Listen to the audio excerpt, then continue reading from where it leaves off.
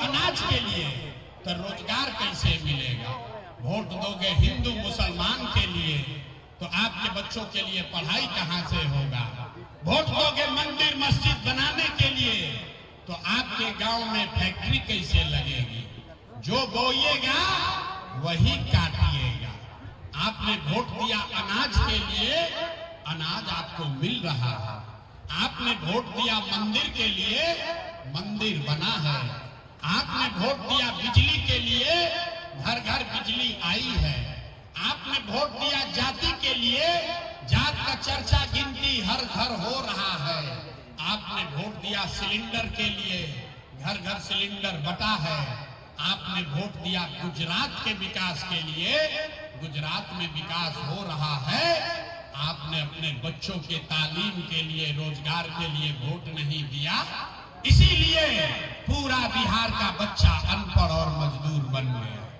यही बात बताने आए, वोट नहीं मांगते।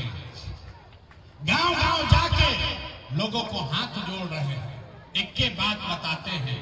अरे मेरे भाई, अगर आप अपना और अपने बच्चों का चिंता नहीं करोगे तो दुनिया में कोई नेता, कोई दल आपके बच्चों की चिंता नहीं करेगा। काहे करेगा भाई? जब आपको अपने बच्चे का चिंता नहीं है तो लालू, नीतीश, मोदी, प्रशांत किशोर आपके बच्चे का चिंता क्यों करेगा? हमारी बात छोड़िए, यहाँ बहुत सारे हमारे मुसलमान साथी बैठे हैं।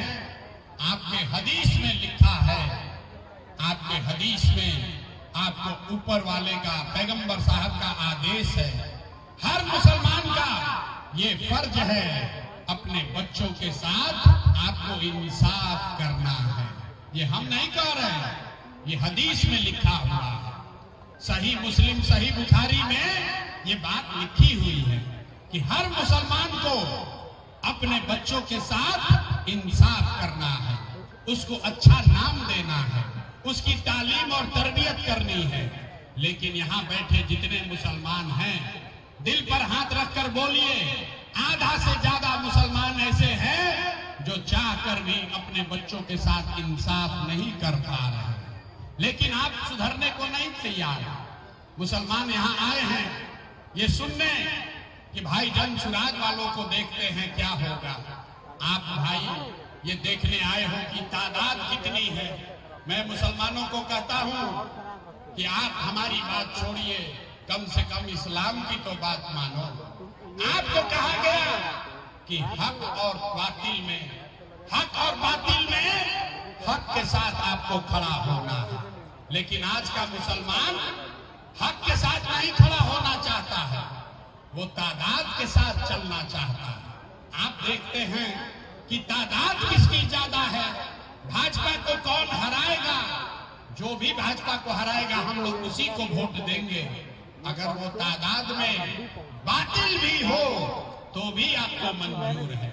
मेरे भाई, इस्लाम के मानने वाले लोग, अगर आपके पैगंबर साहब ने, इस्लाम को शुरू करने वालों ने तादाद की चिंता की होती तो इस्लाम तो शुरू ही नहीं होता। जिस दिन इस्लाम शुरू हुआ तब तो वो दो ही लोग थे, तादाद तो आपके खिलाफ थी, लेकिन उन्होंने इस्लाम की स्थापना की है। और आप अपना दशा देखिए, आपको हक की बात नहीं करनी है, अपने बच्चों की बात नहीं करनी है, आपको तादाद की चिंता है। मुसलमान कहता है कि हम लोग अल्लाह को छोड़कर किसी से नहीं डरते हैं। मेरे भाई, देश भर में हमने राजनीति देखा है, मुसलमानों से ज्यादा डरा हुआ कौम कोई नहीं है।